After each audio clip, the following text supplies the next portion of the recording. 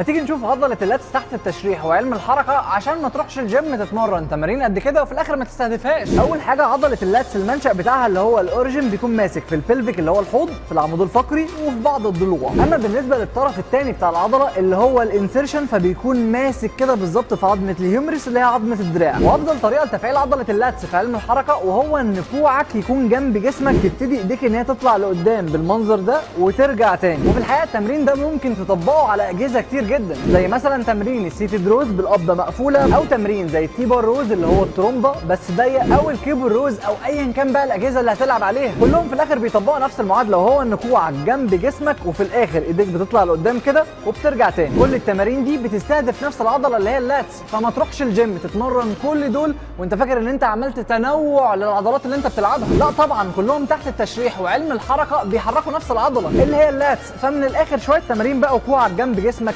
وشويه تمارين وانت كوعك لفوق بالمنظر ده عشان تشغل الرمبويدز والميدل ترابس. يعني من الاخر ورك سمارتر نوت هاردر، يعني شغل تمارين مختلفه على عضلات الجسم كلها عشان تلعب تمرينه متكامله. وعلى فكره ممكن اعمل لك برنامج تدريبي متكامل مخصص ليك عشان تستهدف كل العضلات دي بلا وجع دماغ. خدمه تدريب اونلاين متكامله فيها كل التمارين مشروحه باعلى كواليتي بالفويس اوفر، عشان كده اسمها الباور 10. فافتح الهايلايت دي اللي موجوده واعرف الباور 10 عباره عن ايه، وابعت لي رساله بالتدريب الاونلاين. سلام.